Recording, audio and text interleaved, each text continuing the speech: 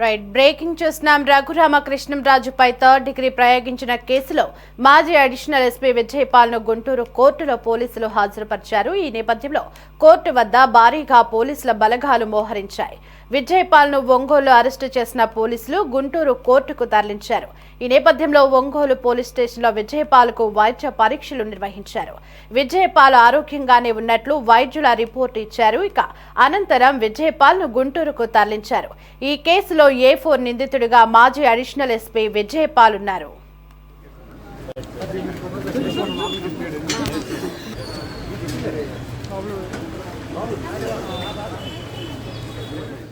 ఇక్కడ కొంచెం ఆగా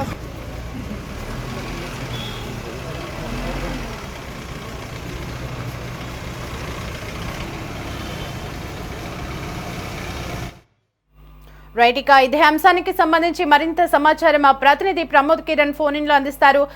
ప్రమోద్, చెప్పండి. రఘురామకృష్ణంరాజుపై థర్డ్ డిగ్రీ ప్రయోగించినటువంటి మాజీ ఏఎస్పీ విజయపాల్ ని వైద్య పరీక్షలు నిర్వహించి కోర్టులో హాజరుపరిచినట్లుగా తెలుస్తుంది. దీనికి సంబంధించి ఇంకా లేటెస్ట్ అప్డేట్స్ ఏంటి?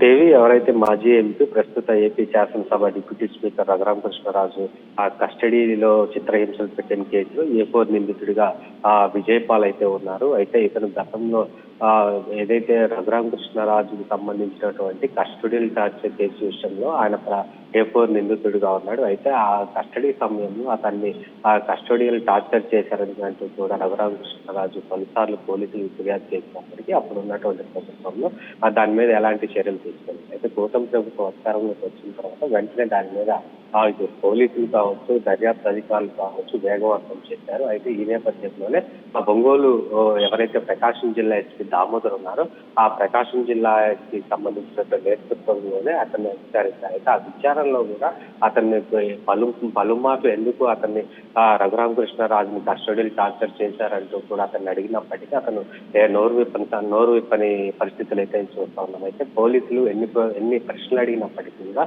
నాకు తెలీదు, నాకు గుర్తులేదు అంటూ కూడా ఒక వింత అలా సమాధానాలు అయితే ఇచ్చారు. అయితే ఈ నేపథ్యంలోనే అటు ఒంగోలు ఏదైతే GGH ఉందో అక్కడ వైద్య పరీక్షలు చేసిన అనంతరం గుంటూరు కోర్టుకు తరలించారు. అయితే గుంటూరు నగరంపాలెం పోలీస్ స్టేషన్ తీసుకొచ్చిన అనంతరం మళ్ళీ గుంటూరు కోర్టుకు తరలించారు. ఈ గుంటూరు కోర్టుకు తరలించిన ఆ నేపథ్యంలో పోలీసులు కూడా భారీ బందోబస్తు ఏర్పాటు చేశారు.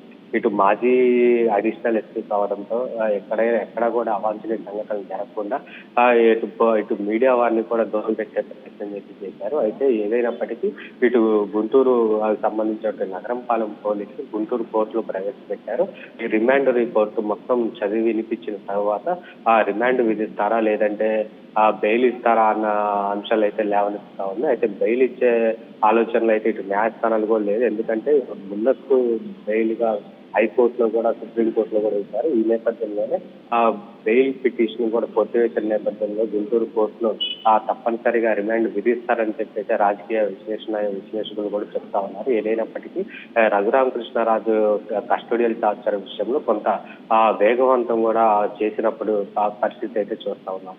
అయితే విజయపాల్ ప్రస్తుతం కోర్టులో జ్యుడిషియల్ కోర్టు అయితే ఏదైతే ఉందో ఆ జ్యుడిషియల్ కోర్టులో ఉంచారు. ప్రస్తుతానికి జడ్జి ముందు ప్రవేశపెట్టారు. జడ్జి మొత్తం ఆ కేసు విచారణ జరిపిన అనంతరం రిమాండ్ విధిస్తారా అన్నది కూడా కొద్దిసేపట్లో కూడా తెలిసే అవకాశం ఉంది. Right, thanks for the updates Pramod.